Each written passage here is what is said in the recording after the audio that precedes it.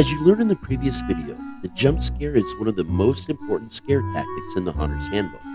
It's used to catch guests off guard and incite feelings of panic and or fear.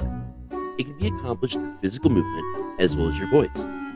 Let's examine that further. In terms of the jump scare, it's important to keep the 3 P's in mind. Those would be placement, projection, and proximity.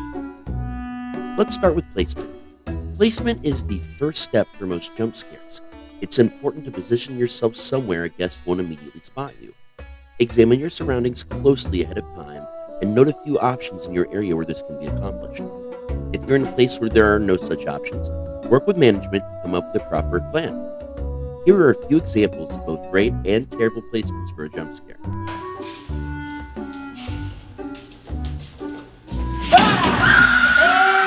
Oh my god! You got me so good! That's terrible.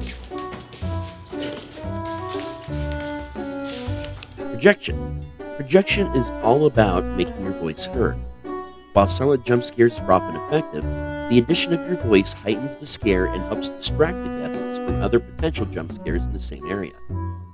Here are a few examples of both great and terrible uses of projection. Welcome to the circus! Welcome to the circus.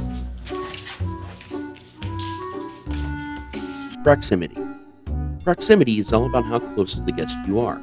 It's important to set yourself up just inside someone's personal space, without touching them, to maximize your jump scare. Here are a few examples of both great and terrible uses of proximity for jump scares. Ah!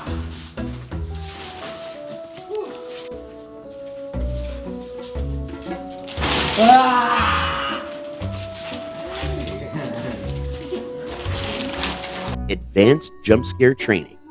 By combining these techniques with what you learned in the previous lesson, one can create opportunities for multiple jump scares within a single group of guests. Here are a few examples. The distraction double scare. With one actor placed openly to distract the guests, another actor can take advantage of this and increase their proximity to the group to get their jump scare. With the group distracted once again, the initial distraction now has an opportunity for a jump scare of their own. In some instances, this may be done multiple times in one group. Here are a few examples of both great and terrible uses of the distraction double scare.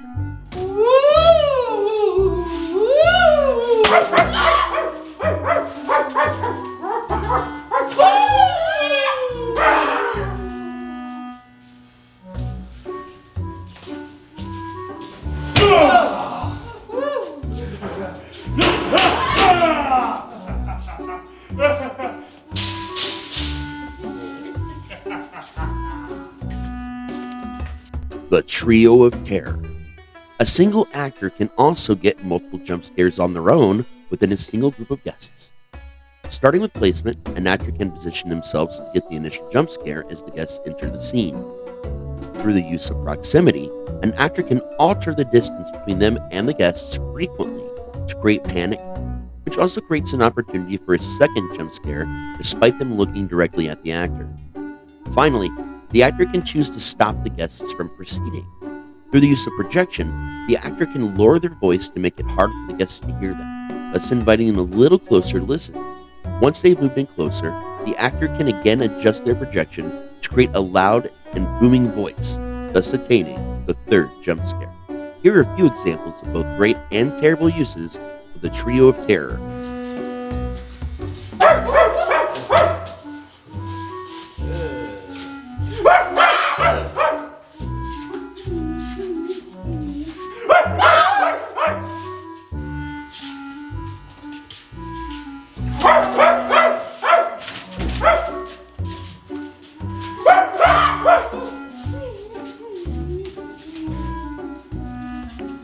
Conclusion. This covers the basics and a few advanced techniques in the art of the jump scare. Many more combinations exist out there, and we're excited to see what you come up with. Remember, not every guest will be affected by jump scares, so it's always important to read the room and have a few tricks up your sleeve.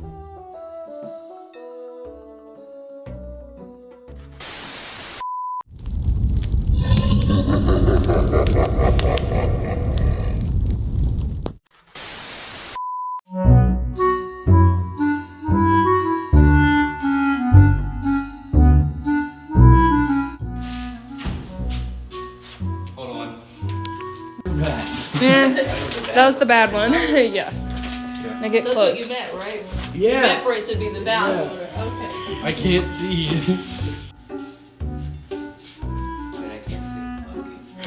Action.